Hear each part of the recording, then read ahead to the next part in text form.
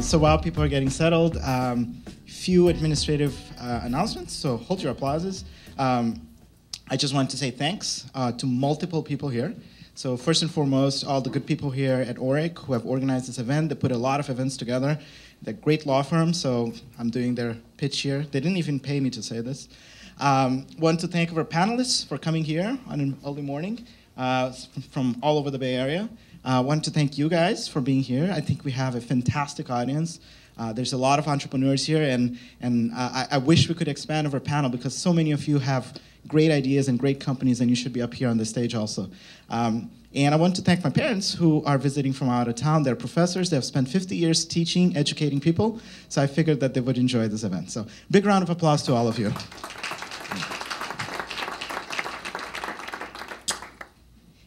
And I think we will start with introductions here. We are being filmed. The structure of this panel here will be, we'll do 5-10 minutes of intros of each one of us. Then we'll go into a few questions. I'm assuming most of you saw the flyer. So we'll start from there, and then we definitely want to hear from the audience. We'll do about 45 minutes from the audience.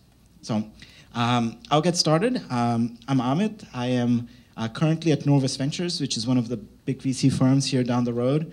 We are pretty invested in education. One of our investments is called Book Renter. For those that don't know, it's kind of like a Netflix for textbooks.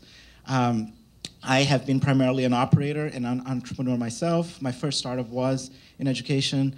I am the son of professors, so education holds a very special place in my heart. And just to put a big perspective here, there's a lot of big news in the Valley right now. I'm sure all of you are reading. There's some social network going public tomorrow. But it's great that we're all here debating about education, which is one of the biggest and sorest needs in this country, in the world. So I can't do justice to doing introductions for all these fine folks. So I was hoping if they could spend a few words and just who you are, what your company does, and we'll take it from there. Yeah. Can you hear me? Yeah. I'm Nancy MacIntyre. I'm the CEO and founder of Fingerprint Digital. We're created an educational gaming platform for kids 3 to 8. My background is video games and consumer learning. My last corporate gig was running product development and marketing at Leapfrog. And you know, my whole reason for being is inspiring a love of learning in little kids. So you know, I start with the youngest learners, and really my whole foundation is getting kids to read by the time they go to kindergarten. So we've created a network of best-in-class consumer apps for kids, first on iOS, and we'll go to Android fairly quickly. And we're recruiting the best developers around the world to develop their products using our SDK. Our platform actually does a couple things that are super interesting and innovative. First, we connect kids and parents. We've figured out a way to let kids send in-app messages to their parents and parents to respond back. So we've actually made it into a social learning experience that travels between devices, which is getting great feedback so far. Second, we've created progress tracking and product recommendation based on the app, so we can actually give parents insight into what their kids are doing in the backseat of the car, whether they're playing Angry Birds or they're learning their letters. So I'd encourage anybody in the app space that's a developer or knows great developers to come talk to me. And if you're an investor, we're always open. And you know, we're seeing some great response so far, and really excited about the future. My name is Wayee Chu. I work at NewSchools Venture Fund, which is a venture philanthropy started about 13 years ago by John Doerr and education entrepreneur named Kim Smith. So we believe in transforming public education through entrepreneurship, and we make investments in both for-profit and nonprofit entrepreneurs. Some of our early nonprofit investments or grants, you can call them, were Teach for America and several of the highest performing charter schools in the country. We were actually actively investing in ed tech 13 years ago. Some of our earliest were great schools and Teachscape in the Web 1.0. And probably more recently, we've been making more aggressively some ed tech investments in the last 5 years. But just this year, I helped co-lead launch. We just launched a seed fund, which I helped lead. It is focused on for-profit K through 12 education technology companies, but much earlier stage than what we were looking at in the past.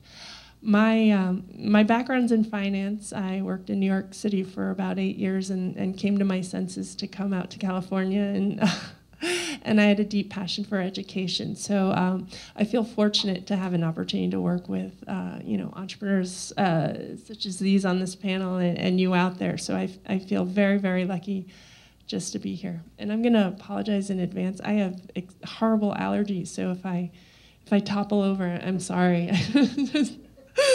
But thanks for having me. Is this on? There we go.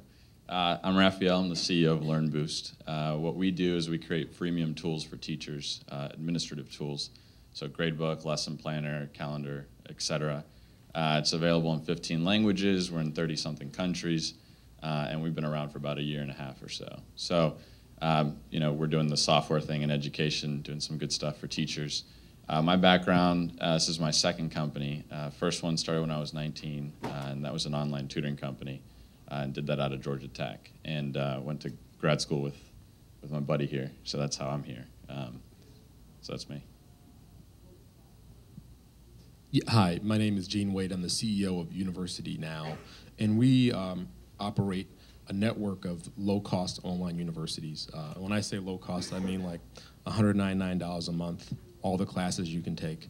No, we don't take federal loans. These are accredited universities. I saw someone make a face like, how can you do that? People do it. And the universities operate on an adaptive platform that actually guides you through the class. So we're using what's called a competency-based model where teachers function as coaches primarily as opposed to lecturers. And they guide you through the material and support you. We launched about 8 weeks ago. We've had really good uptake, several thousand people in the community, and we've got students from, as of this a week ago, we've covered every continent now, paying customers, except Antarctica, and we're working on it. So if you know somebody from Antarctica, we're trying to add that to the list of continents. I'm a serial education entrepreneur, recovering attorney. So I used to be a corporate attorney, and then I had a charter school company that I launched. We were one of NewSchools' first investments 12 or 13 years ago. Sold that company, and then after that was in the touring business, and then got into higher ed about 2 years ago. And I'm a client of Greg, who's around here somewhere at Orrick. Thanks. I know a few penguins seeking PhDs. Thank you for being here. We'll start with the very basic first question. So we'll take it from here. All of you are using technology in your respective works, whether you're investing in it or whether you're actually using it in your own startup. And I was wondering if you would share some thoughts on how do you see realistically using technology to promote education, either in your work or broader trends. And any one of you can start. I see your face, Rafael. Go for it. I'll take the bait. So we're a technology company, just as a background. We're actually one of the top open source companies in the world. So I think it's like 16,000, 17,000 developers follow the work we do sort of in our spare time. So we're up there. And the reason we do things like this is that we can get incredible leverage and scale. So it's a team of less than 10 people, and we've crowdsourced our translation. So that's one example. And so, with the help of folks in the audience, actually, so your mother helped us with Portuguese, with editing Portuguese. We're actually able to get in all these languages and not even have people on the ground. And so we can help teachers around the world basically from day one. And that's just one example of how we're using technology to sort of get this incredible leverage in education and help out more people. So that's one example. Piggyback off that.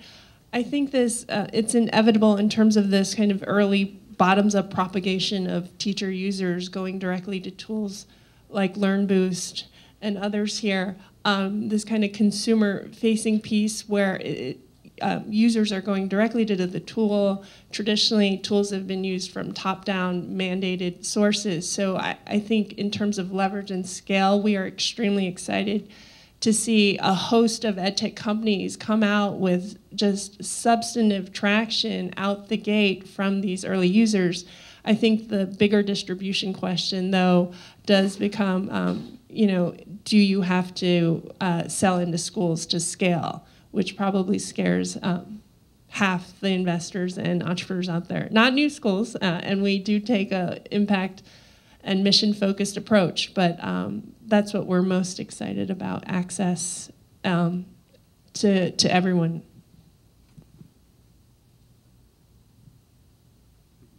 So let me pick a little bit on this point. You mentioned crowdsourcing. It's a way of getting scalability, right? Well, that's a good way of getting scalability with consumers. And you mentioned the challenge of schools, of getting into schools. Do you need the schools to get scalability? Do you need to focus on the schools and the parents? Can you go directly to consumers, kind of like what Rafael is doing? Or is there a middle term here? You can start if you want. I see the eyes. Take the bait again. So I think it depends, right? So I think that what we've seen is we're trying to go to teachers first, individual teacher at a school, then they get other teachers to use the product, and then the school converts.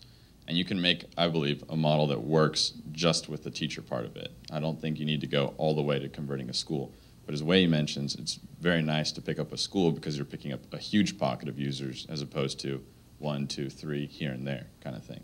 So you can make it work if you get to scale, if you're talking about going individuals, and getting schools is a little bit easier in terms of picking up these bigger pockets, and then you have a substantial user base. So it just depends. It depends on the business. We think we can make it work individually, but we'll see. Right. I mean, we took the approach. We're in higher education, and so we are the school, and it's a consumer model. And when I say consumer, I mean, your typical school, you spend a month getting the paperwork filled out to get enrolled. Ours is 30 minutes, and it's free to start. You put your credit card in when you want to pay. And the theory behind that is that there's just a lot of learning we've seen, a lot of good examples of going right to the consumer, to the end user. If there was anything that frustrated me about my last two companies, they were both companies where the school district paid, but the customer consumed. And there's this inherent friction where what I found the most disappointing part of it was that we weren't always, a lot of my time as CEO in particular was spent trying to ward off the school district so I could serve the kids, or navigate the politics so I could get to the folks who actually cared about this. And I'm not saying teachers don't care and schools don't care, but they've got other issues they're dealing with, like survival and budget cuts and who's moved my cheese or whatever the book is. And there's folks who don't have any cheese, right, where I grew up. So what I'm finding is that the models that actually go right to the consumer and the end user and get that traction tend to scale the best. And so we built an entire university around that, going right to the consumer, cutting out the government funding, getting the price down, and we're starting to see movement that we just probably wouldn't see if we'd done it another way. So. Yeah, I mean, I would add to it that you mentioned the Facebook IPO, but the fact that our whole generation of kids are growing up using technology, and now their parents, their teachers, et cetera, they're just growing up in an environment where they're on mobile, they're on the web, they're using Facebook. It's easier for us to reach the consumer in whatever institution that they're in than ever before. And so, you're beginning to see rapid adoption of product experiences faster than ever before, because you don't necessarily need to have an early adopter learning something new, because the platforms are all built on already acceptable conventions, and that's making it much easier for all of us from a company perspective to get our story out, to get users to try our experiences that really break down the barriers of how do you get your product into institutions, because you can go direct to the consumer when the consumer is the teacher or the administrator or whoever's calling on the school. So, the more social media becomes pervasive in the consumer world, the easier it will be for us in the education space. And I think some ed tech companies starting out the gate are being very creative and also leveraging distribution on existing education platforms that are already reaching millions of users. You have Edmodo, I spoke to Brent at Chegg. I mean, these larger platforms that are already established. So I think as an entrepreneur, you have to be really creative in terms of the different outlets and how you scale, because just direct to consumer, enterprise to school, it hasn't played out yet. So we're seeing a variety of strategies around that. So what I'm hearing from all of you, and there seems to be a consensus here, is that social media, these new platforms, better distribution, I can go and build a company and bypass all of these middleware that have existed historically in education. And for me, at least, speaking personally, the ultimate model of this would be the Khan Academy. How many people here are familiar? Hopefully everyone.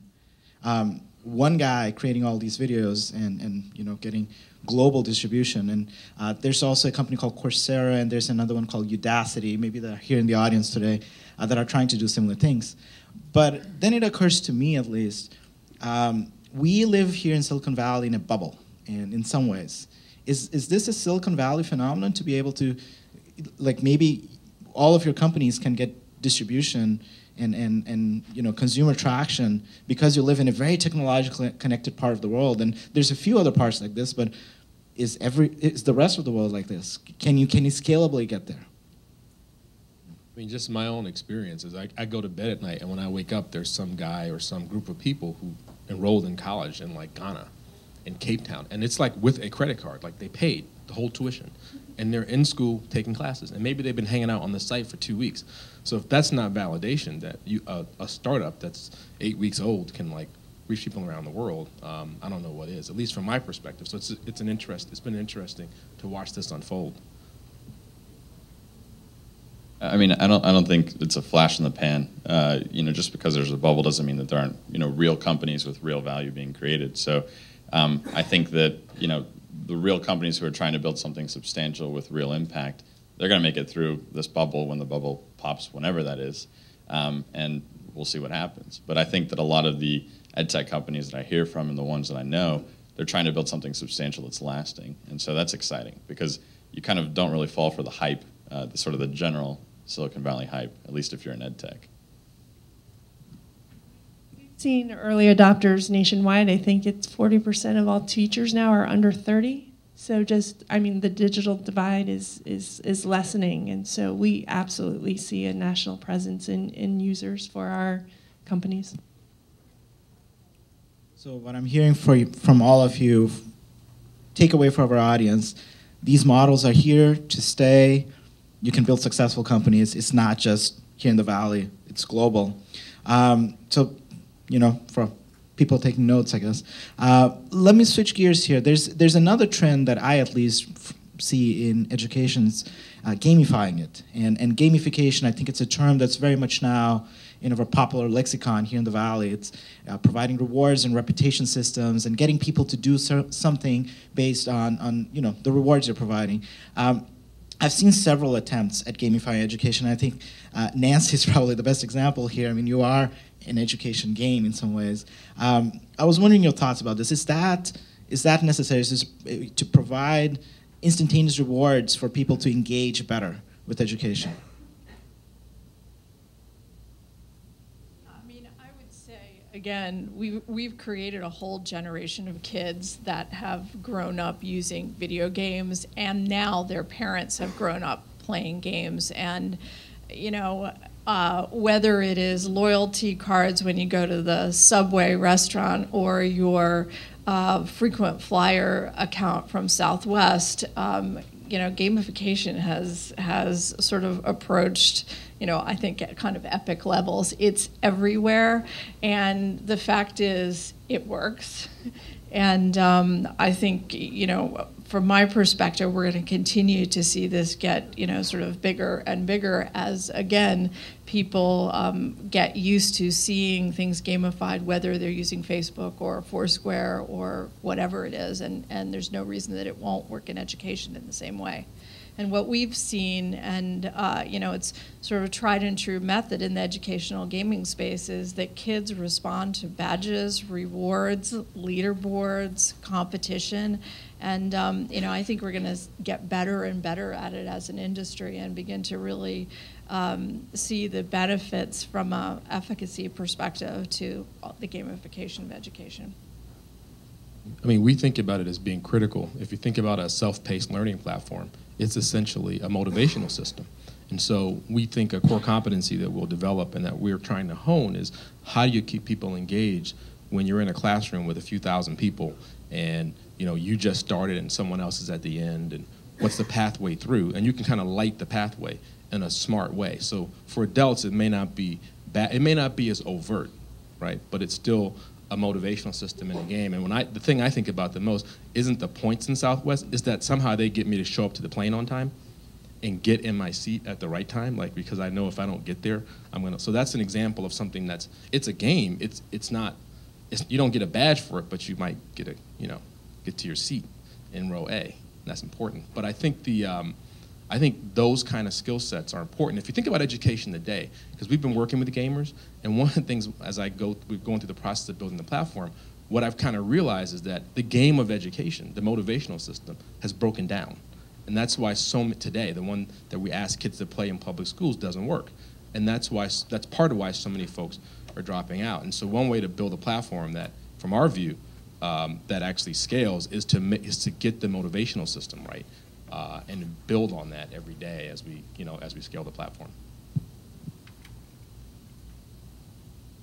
I think my parent philosophy contrasts my investment philosophy around gaming, especially around the extrinsic and intrinsic motivation in gaming. And so we have not made actually a gaming investment yet. We've been exploring both the immersive gaming, longer duration games, which are extremely expensive and almost impossible to scale in schools, and then the learning apps that are all coming out. And they are starting to think about assessment and impact on the learning experience. And I know when any emerging market comes out that you have to almost do the lowest hanging fruit games in terms of let's get the drill and kill online. But I think what we're excited about is to think about kind of some of the higher order thinking type games that explore more project-based learning and inquiry-based learning, which we just haven't seen too much of yet in terms of a pipeline. But we have been hesitant to make a dive into choosing an actual gaming investment when it comes to actual learning experiences quite yet. That doesn't mean anything because it's a very big space and we're still scratching the surface on that. So what I'm hearing from you guys is a lot of optimism. There's new business models, there's new distribution systems, and we can finally crack this nut for education. But now, I'm a VC, I'm the skeptical guy here. And when I look at what's happening broadly in education, I don't see very large companies or very large successes yet. I see lots of efforts, I see a lot of promise, I see a lot of potential, but I don't see the Instagrams of the world, I don't see the Pinterests of the world, I don't see the Facebooks of the world, I don't see the very large successful companies. There's these old models, the book publishers, for instance, or the old educational companies that are large, but not of the new generation. And I'm scratching my head and I'm going like, why is that? Is it just a matter of time, or are these models just that new, or is there something deeper here? I didn't say it was an easy question. I could make the joke that it's the education business, get rich slow. And maybe that's the philosophy that VCs should take as it relates to education. I think it's a pretty nuanced or pretty difficult thing to answer. I think it's a couple things. One is, you need to be a little more patient in education. It takes a little bit longer. But then when you do have an exit, you have something like wireless generation, exiting for $360 million. That's not the overnight billion-dollar exit, but that's not what you're trying to shoot for when you're building an education company. I think one of the interesting things, aside from that, is that it's also a numbers game. So you look at how much funding was going into education for the last 5 years, and now it's picking up, and it's getting the interest of mainstream VCs. It's just a matter of having more entrepreneurs, more talent, more engineers, et cetera, in the space trying, because there's going to be a lot of failures, especially in a venture sort of ambition type of startup, and we don't have enough of those in education in general. So adding those things together, I think that sort of these walls of distribution, this idea that products aren't really competing on product quality, but rather lock-in or contracts or whatever, these things are sort of crumbling at the same time as well, and that's going to open up further opportunities for education companies. So I think a lot of things are coming together nicely to sort of give education a shot to have that outsized success, so that there's instead of a Facebook of education, that education company becomes the X of some other industry. I think that's sort of on the horizon, but there's some factors that could make that happen that sort of were blocking that over the last couple of years. I mean, this is my third company, and I can say the conditions that exist for escape velocity are probably relatively recent. I mean, a lot of the companies that I had, you were going into school districts or, to your point, getting contracts, and that stuff you just kind of block and tackle. Those businesses were highly political, and you didn't always get escape velocity with the business. Most of them, you didn't get to a $300 million exit. There were a ton of companies that are really small with great products that work and they can't get traction. And so now that the distribution problem is being solved, you can get right to the consumer. That was a huge condition for success for a big company that didn't exist even 5 years ago. And today, you can actually reach millions of people with an education product. So I think you'll probably, if the funding's there and the entrepreneurs, develop creative business models, you will likely to see some big plays in education because the conditions exist now. I'm into that. So, in line with this question, you all have a magic wand, and you can change one thing in the world to help education companies succeed. What would it be from each of you? I think for us, distribution. So what we're still finding is a lot of ed tech companies going consumer, but realizing to get into schools today, they have to build out this kind of heavy software enterprise product piece that takes them away from the core of their value proposition and product. And we're struggling as a firm to understand how we support these companies, because they will build much faster and iterate much faster when they're talking to the teacher directly. At the same time, knowing that if they can land a DCPS or a New York City public school system and have that mandated tool in the classroom, has a huge impact. So if I had a magic wand, I'd somehow kind of figure out this distribution challenge that these companies are facing right now.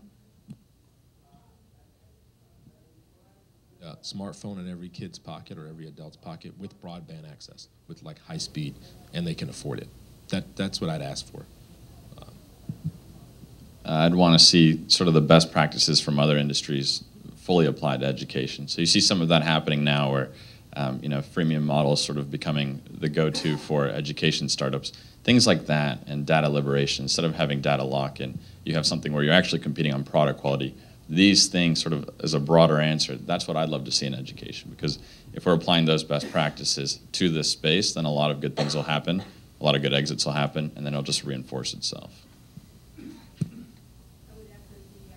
Smartphone in every kid's pocket or tablet, but I'd also be tackling just the physical distribution challenges and business model around the various app stores around the world, because if we can't solve the devaluation of content, the discoverability problem, and the monetization problem around content in these various app stores, it's going to be a very difficult business model. So I think that's sort of job number one for anybody in the app space.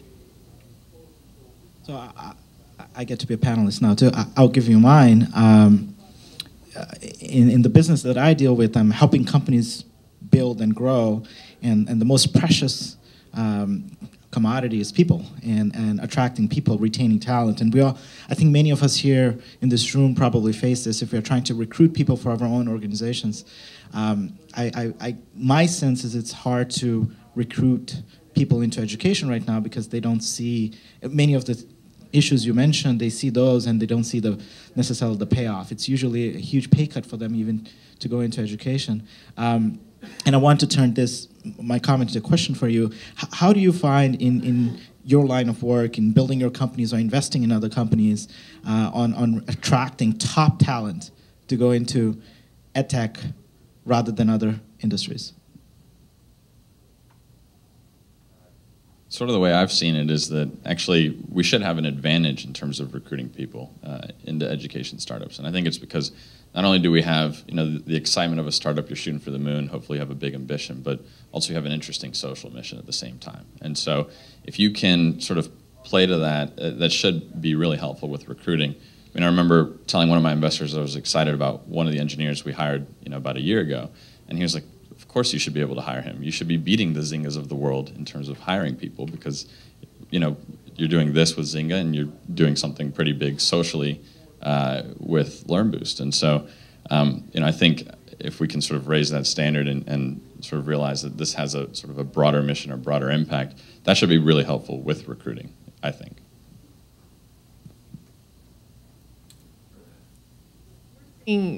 Just an incredible crop of entrepreneurs in the last year, both kind of on their second and third companies, well experienced.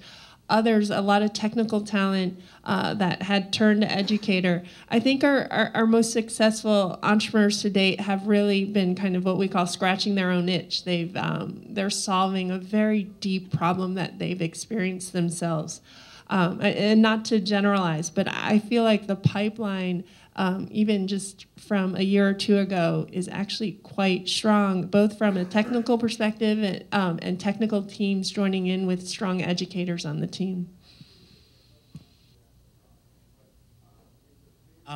Great. I definitely want to give you guys plenty of time to ask plenty of questions. I think you're far more knowledgeable than me. So is Chad and Joyce here? No? Do we have a second microphone? Okay, we don't. So what I will do is I'll come by with the microphone. Just tell me your question, and I'll bring the microphone to you guys. So questions from the audience? Or you could repeat the question. You could repeat the question. What I was going to do is actually give the microphone to the person. Okay. And I'll go procure the second microphone right now. That's the way I did it last time.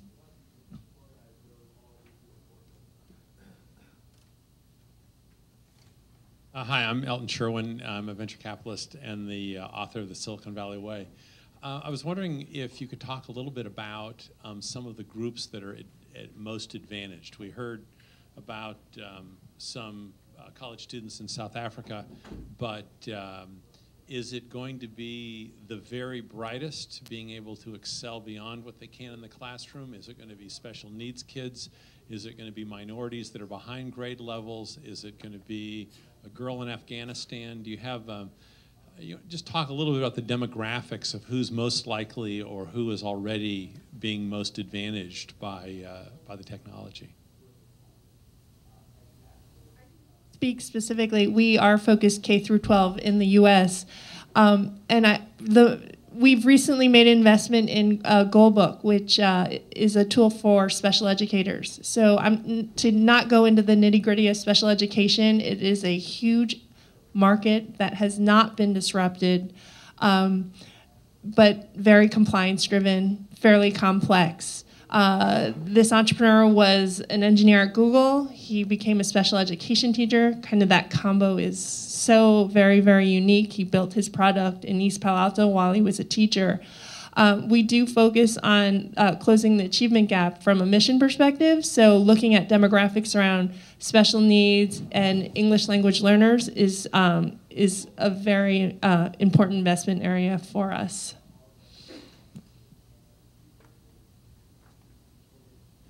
Sorry, we only have this one microphone, so I have to walk back and forth.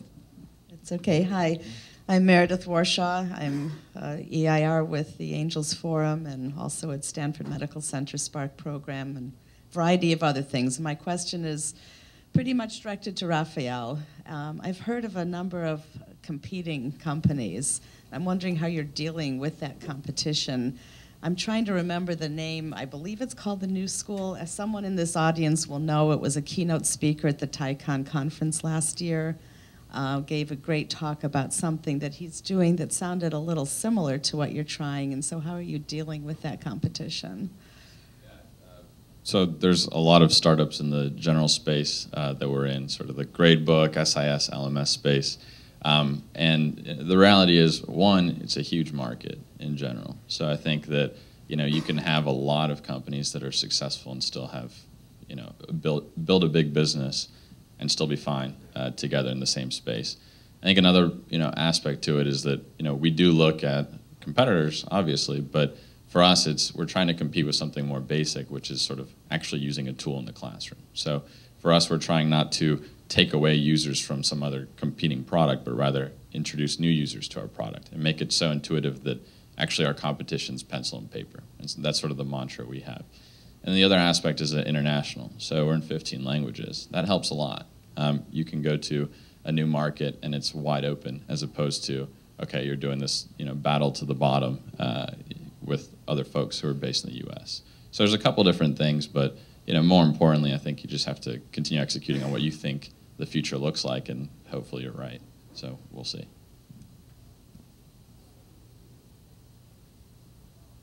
Hi, I'm Neeraj. I'm a student at the University of Southern California. My question is that education today is really institutionalized. No matter how much you might learn from something like Khan Academy or any online tool, it's not like that's not a good thing, but like a lot of people get education today to be taken seriously in the job market.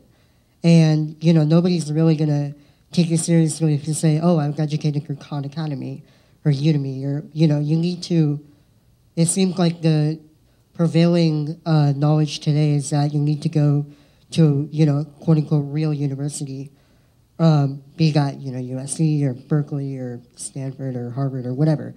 So even if all these, distribution challenges are solved and, education is done through technology and everything, how do you combat that prevailing notion that you need to be really institutionalized? How do you compete against, universities today and really build a lot of traction?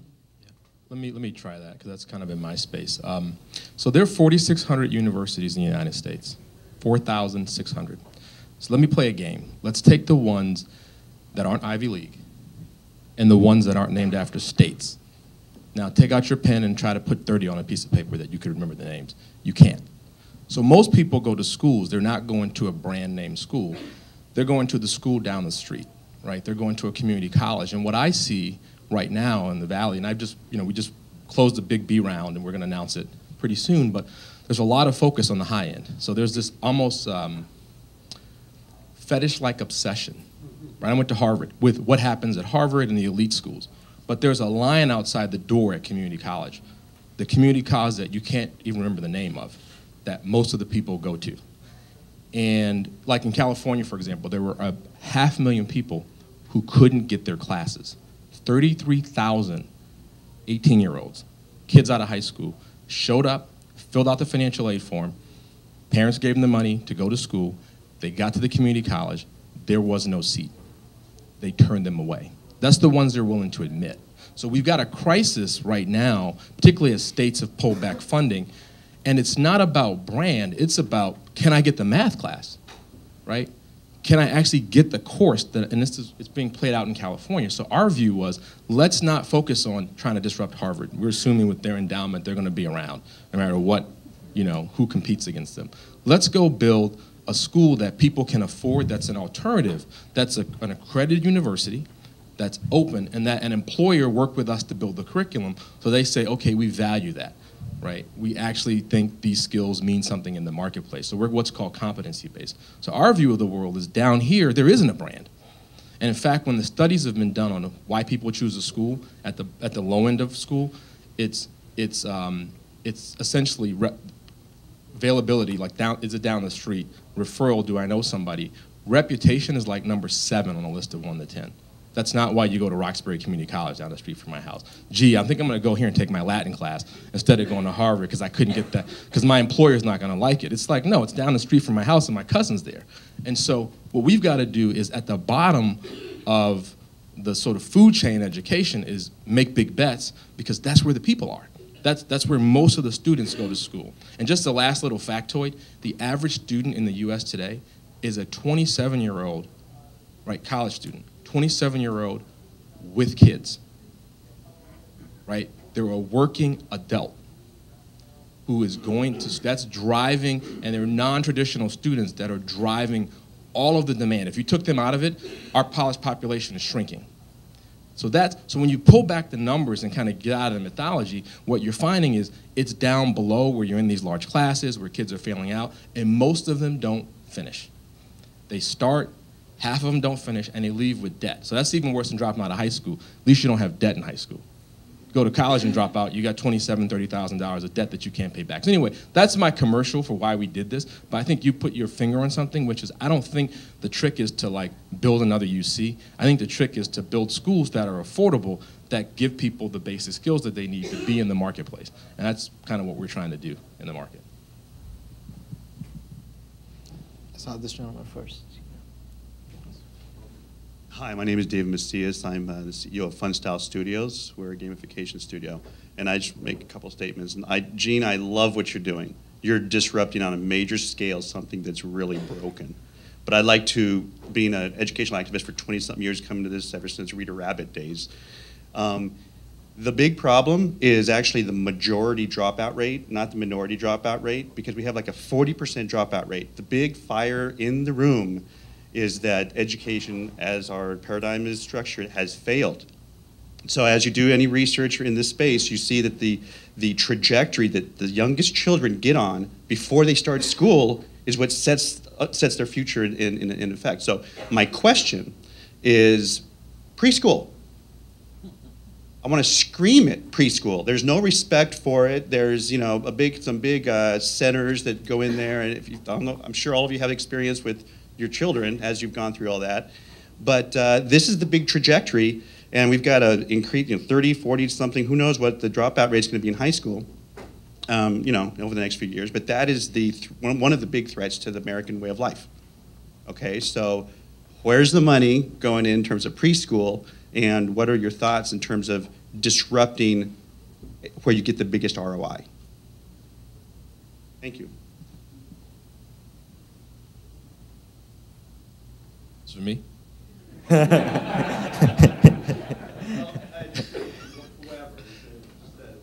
No, I mean, I actually agree with you. Like, I want to say amen back to you.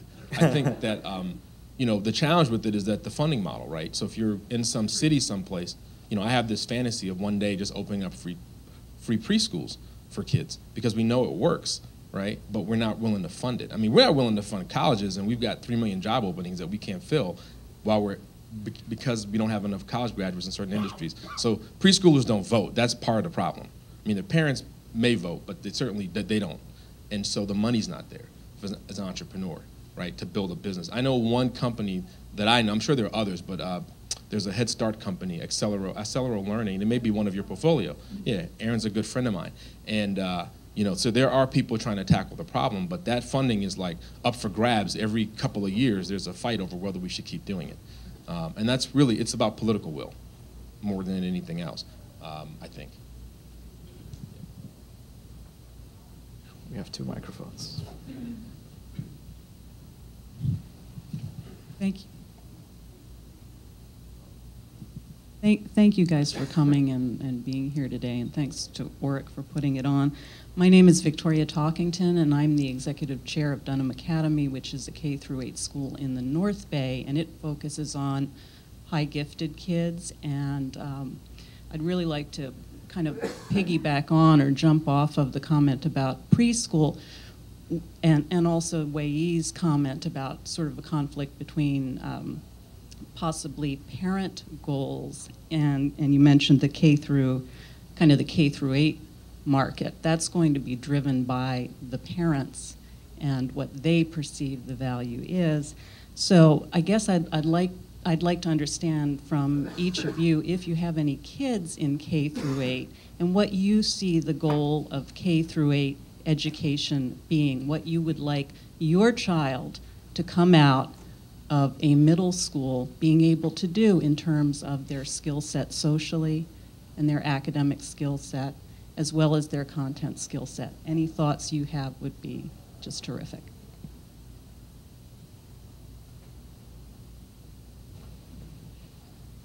I'll go quickly because my kids are only 3 and 4, and I live in area where I feel fortunate enough to have access to a lot of different options in schools and very progressive schools here in the area. And my kids do go to Montessori preschool, which I know all the arguments on. It's an expensive model. It's not accessible.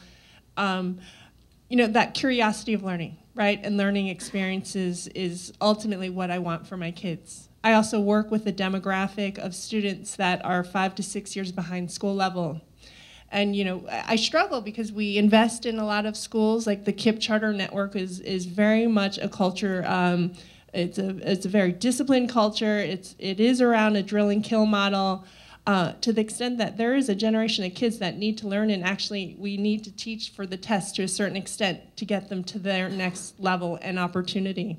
So, you know, I sit in between this dichotomy of wanting all kids to have authentic learning experiences and project-based learning, but the realities of what our institutions and our systems have set up for are around the test. And so, you know, we try to make investments in both areas, but we do keep an eye on a population of students, the majority, which Jean alludes to, that needs to get to college. They need to be college ready, get to college, and graduate through college. So I'm not fully answering your question. I don't have the answers here, and I'd love to hear from other panelists on their thoughts.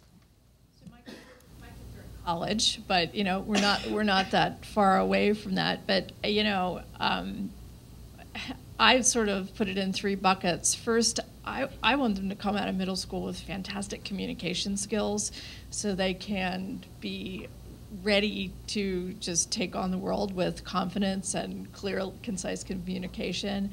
Second, put them in a position where they're going to feel successful in math. You know, because you know my experience, and I know the experience of lots of kids, is they're not ready to take on high school math. They're not ready to take their SATs, all the testing, et cetera, and you know really giving them that great foundation in math is super important. And then you know it all starts with inspiring, getting them inspired around something. So, you know, if I was starting a school today, I'd be thinking about how do you get this well-rounded kid that's inspired by music and science and art, as well as, you know, the passion topics that really get them out of bed in the morning and excited about going to school. Do you have kids? I'm 25, so I hope I don't have kids. I hear you. It's yours. Okay, right. You get off the. But no, I have a 3 and a 5-year-old, and I think about what I'd like my 5-year-old to look like when she comes out of middle school. And I think, you know, I've said this before, and people look at me cross-eyed, but you know, if my kid has straight A's all the way through middle school, something's wrong. And what I mean by that is I want her to be challenged and have enough confidence to know how to work hard, believe in herself. And that's not something you get just because everything worked out for you. It's like you got knocked around. You really believed in something, you wanted something, you didn't get it, and you worked at it. And have the confidence to know how to do that going into high school would be important. And then good communication skills and being able to navigate life. As life gets complicated when you get to, my middle school was as complicated as like, you know, as middle schools can be. It went from like we're all friends to like, you know, it got complicated. And I grew up in a city where, so anyway, my point is I'd like my kids to be set to navigate the world a little bit and have good, you know, analytic skills, good communication skills, but more importantly, knowing how to rebound from failure, how to push them to a point where they push themselves and they failed and still are able to rebound from that. And a lot of our kids don't get that. Right. I just because this is a conversation in my office, the grit and character piece of it, how do you teach that? And then how do you teach it online to scale that? And we live in the environment, it's great to fail here in Silicon Valley, you know, learn fast, fail fast, but culturally, in terms of our society, it's actually not that accepted. So, you know, instilling that kind of character building piece is a big part that some entrepreneurs forget to think about as they're building out their products. I think we still have this really bad idea that intelligence is fixed, innate, and apportioned unequally among people, and failure is just evidence, as opposed to information that you can use to get better. So I try to help my kids understand that failure is what you need. It's not like, it's not optional, it's necessary. You have to get in and mix it up. And that's a part of how you get there. So when they're interpreting what's happening to them, they're not set up, they're not immobilized. Like, wow, I was smart and now I'm not. It's like, no, you had a hard day, this didn't work out, and that's what I deal with every other day at work. There's not a day I don't go to work and go, why am I doing this again, right? And the more important things and the more difficult things you do in life, that's gonna be a part of it, right? So starting that lesson when you're in middle school is good because it sets you up for how to be a, quote, self-learner when you get to high school. Right. I'm Nikola Bojinovic. I'm one of the entrepreneurs here in the Valley. I'm a CTO of a fairly successful startup, but very passionate about education. And my wife is in education too. She teaches in a higher ed institution. So I have a couple of very practical questions. Taking the story internationally, I'm from Serbia, originally moved here to States 12 years ago, did my PhD here, and now running a startup for about 6 years. Can you tell us a little more about how you got accredited? That's first question. Second, do you have any physical presence outside the online presence? And then the last thing is, if someone's to start this thing internationally, going beyond translation only, what are the tools, not like freemium software, tools for the classroom, but really what's the platform? Is there an open source platform that you can build your university on top of? And lots of people are building their own individual verticals like Udacity and Coursera. They have their own, very sophisticated tools, but they're very vertical, not really open. Thank you. So let me start with the last one and work my way back. We are planning to open source the whole thing, and right now you can get at all the content, and we're going to make the system open. And the second thing is, you asked, you asked, is it going to be open? Yes. Can you do it internationally? Right? That was your second question? How do you customize it? It's not only about translation. Right. Different countries, different needs, different industries. Very different. So what most entrepreneurs have done in higher ed is they go acquire schools in different areas. We're trying to figure out what our entry strategy is going to be, and we think it's probably going to be some combination of getting the license, because you're still talking about credentialing here, right? So, and the U.S. is the only place in the world where the national government doesn't determine what's a university and what's not.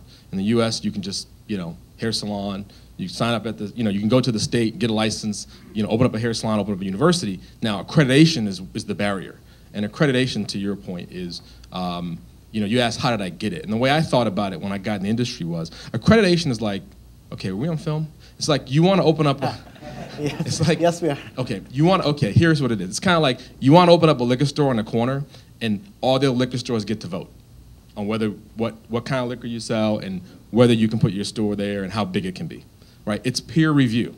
It's, if you're in it, it's a guild. If you're not, it's a cartel. So the way we, no, seriously, right? It's like people, the members are deciding whether you're a member. So we bought our way in. That's what we did. The first thing we did was we acquired schools. And then you asked the question of, will we have a physical presence? The answer is yes. We're working on hybrid models. We think the platform is just a way to guide people. It's a tethering system. It's a way for you to keep track. But the idea is this should also support face-to-face and help facilitate that as well. So the answer is, first step is for us was get accredited, get the technology built. Next step is going to be open it up and figure out how do we go around the world with this and have a network of schools just like we'll have here in the U.S. My name is Dan Barber. I'm a Teach for America alum that now works with startups, a startup that services startups, do consulting for startup tech companies. So my question is actually about the distribution channel and kind of the business opportunity that we see with charter schools as this network and this kind of network is building a lot of steam, has less barriers to entry and kind of its own autonomy. I'm wondering if you guys could speak to the opportunity that you see in that industry. I can speak. So we have a portfolio of high-performing K-12 charter schools, and they've been great early adopters for feedback on our products. We get in there, and also they're charter schools in the lowest income areas. So questions like infrastructure is fundamental, and getting even hardware. Like the idea of iPads is great, but for most of our schools, having an IT person on staff is much more critical. But in terms of a viable business, there are only 3% of the entire school market. So to the extent we're early and we can use them as early adopters is great, but thinking about the strategy and reaching out to districts beyond that is more important for us right now, because the adopters at charter schools, they are much more progressive, they're much more forward-thinking, and they have a lot less regulatory strain on them in making budgetary decisions. So they actually are very fast adopters. But in terms of a business model, as an entrepreneur, you must think much, much broader beyond the charter market. Yeah, I can back that up from our own experience. I mean, charter schools are 4,000 or 5,000 of them out of 130,000 K-12 schools in the U.S. roughly. So it's that 3% number. And when you're thinking about it, I guess the decision is from the entrepreneur's perspective is, do I start with charter schools and then have to avoid the trap of only building for charter schools so that I can go mass market, or can I build a viable business just with charter schools? And it simply depends what you're building. So if you're building software that costs $10,000 a school, then you can have a pretty nice business just focused on charters. So it really just depends, but it is important to make that leap and think about that from day one, because you can't all of a sudden decide, okay, I was big in charters and now I'm everywhere. You have to sort of place those bets early on. Yeah, hi. My name's Greg Gordon. I'm a CEO and founder of a digital music production and training company based out of San Francisco called Paramind. And we're in the process of launching our own platform for synchronous-based learning in digital music training on a global level. And so we've been faced with numerous different challenges. One of those is creating a true synchronous learning experience. And I'm curious to know if any of you have tackled this problem and what disruptive technology solutions you've engaged in or engaged with to address these kind of issues that are faced in delivering experiences that are multimedia based in the online learning space.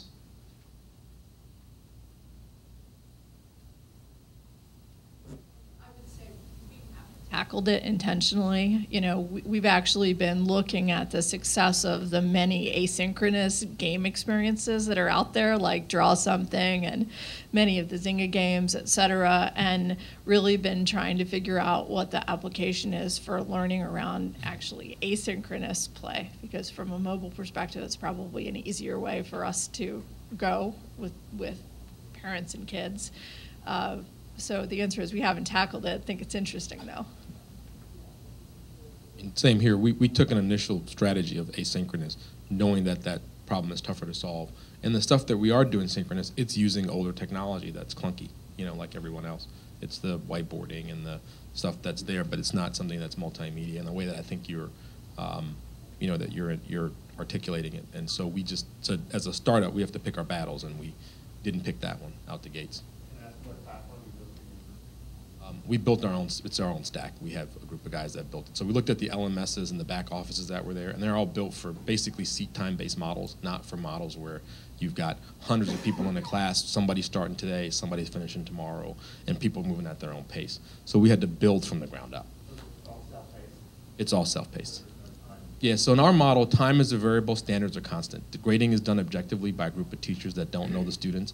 There's faculty that work with you as coaches, and you move through at your own pace. And in fact, we can predict for you we tell you when you're ready, so we don't let you take the final until you're ready. We unlock it when you actually get to a point where you're ready. It's no need to take the class if you're going. No need to take a final that we know you're going to fail. It doesn't help anybody.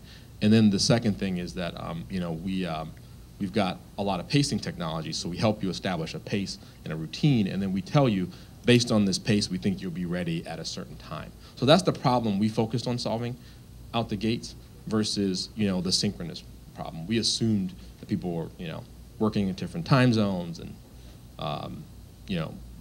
working at their own pace.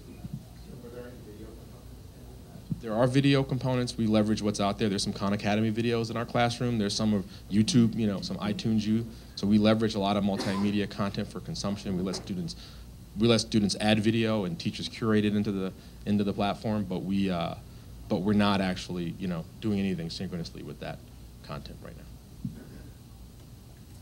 Hi, my name's Ken, and I'm looking for a sanity check.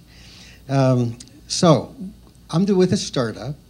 And we've spent the last year and a half writing a patent application on a new approach to providing global free education. We wanted to get VC funding without giving up VC pie, and came up with this novel approach. Is this sane or isn't this sane? We have the domain name, school.org. It's just parked right now. Nothing's there except advertising from the hosting service.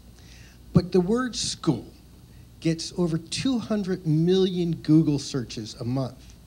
The way we wanted to get VC funding without giving up any VC pie was to go to the VCs and say, hey, we're putting up free education on the website. How would you love to give us money for your education startups to have their content at school.org, a highly visible site, and so we get the money for our free startup, and they get high visibility. Would a VC like that, or am I crazy? You've got a VC. Hi. Well, I'm on film, right?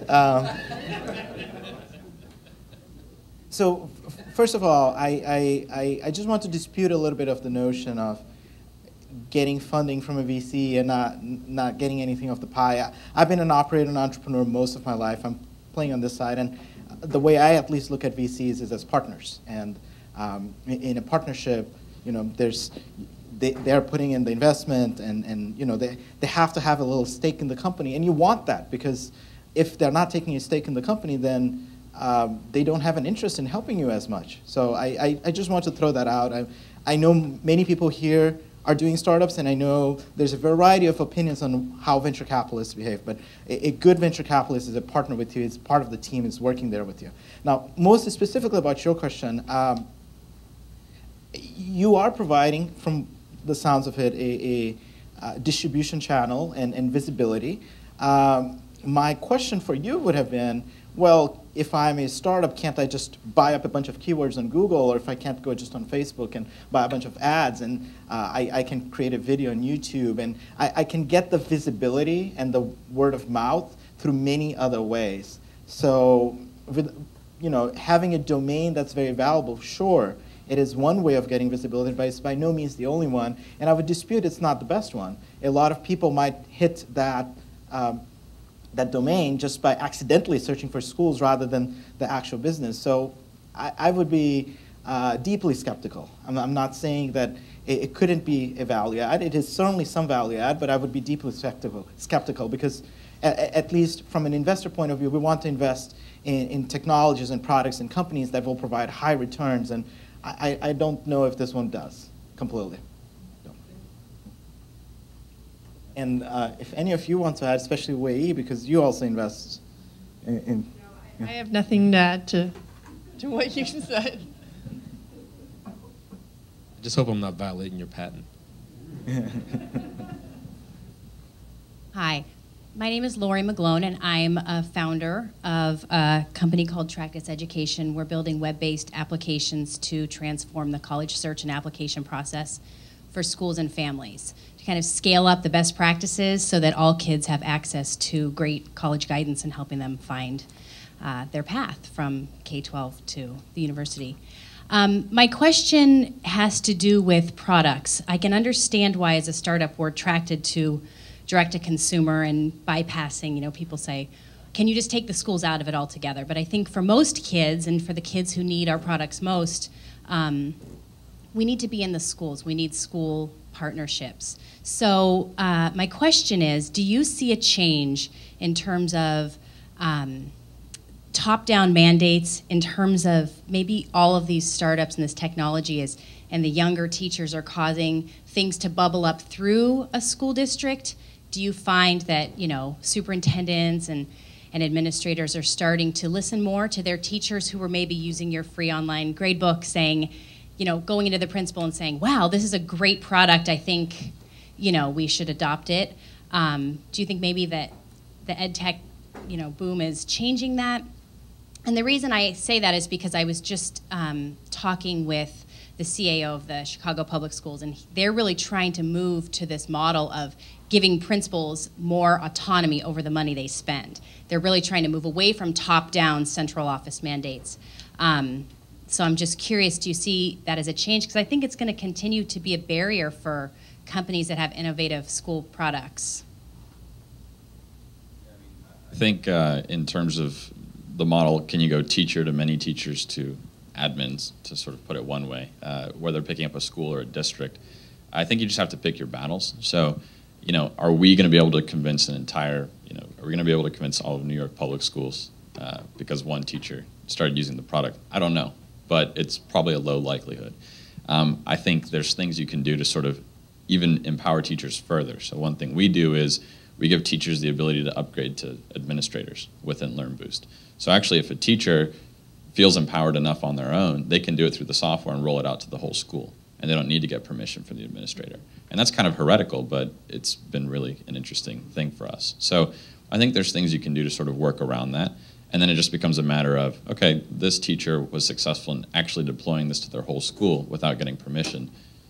Maybe other teachers are going to start doing that as well. So that's our approach. So it's happening on a school level. I'm seeing that propagation of teachers from a bottoms-up level. You know, I know Tim Gawley at CPS.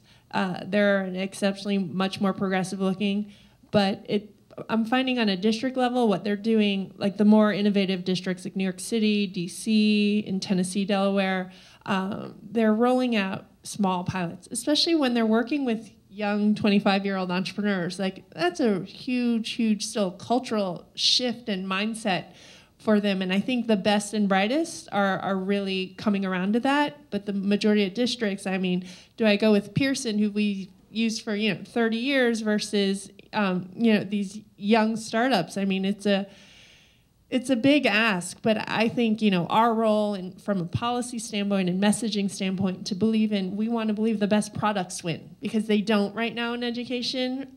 And so I think New Schools' role, we have a big policy piece to our organization to help understand what these technologies and products are for. But we're not there yet. So my name is Neil, and I started a project called Teach a Class, and we were focused on taking all these great learning tools to the developing countries. So we took it to places in Mongolia, Indonesia, India, where there was no access to internet. And I set up projects with Khan Academy. When I started this, I thought we have great learning tools, which is where all the ed tech startups are working on. But at the end of the day, we have great learning tools, but we have not disrupted schooling. So when I gave a bunch of kids the opportunity to learn from Khan Academy versus going to school, they were pushed to go to school. So how can we disrupt schooling rather than learning? Because everyone is doing, disrupting learning with the platforms and self-paced education. And the second thing is the stuff that you mentioned about positive reinforcement failure. How do we build that into a learning system that everyone around the world can access, without going to a school? Well, we're trying. But for me, it was, let's just, if you wanna disrupt schooling, build a school. We decided that it didn't make, I got a lot of VCs when we first started this. They were like, well, why don't you start with a community and do this? And I thought, you know what, to your point, for at least at the higher ed level, if I'm driving, if I'm the UPS guy that's pushing, the boxes around, and I want to get off from pushing boxes to get my college degree to get to management, I need a school, not Khan Academy. I actually need a degree. It's not enough for me and a credential. So we decided just to own the school and then innovate from inside of that model, which made it a little more tricky, and it made it expensive, right? Because half the capital we've raised has had to go out the door to acquire universities. But now we're just about across that bridge, and now people can access this, we'll be able to access this platform and get a real credential that matters. So that's been our sort of answer to the question, was just to put a horse in the race. Hi, my name is Alex. I'm the instructor liaison with Udemy. We're an organization that is taking a slightly different approach than I think a lot of the big education companies out there, Khan Academy, Udacity, etc., specifically that we're focusing on a capital market. So anybody can be an instructor, and we've had our top 10 instructors made 1.6 million in personal revenue. So my main question to you is, how do you feel about education and capitalism, and how those two can work together to actually improve overall education? And also whether the model of Khan Academy, where there's one instructor teaching everybody, versus universities and organizations like mine that are focused on all of the teachers teaching what they are successful at.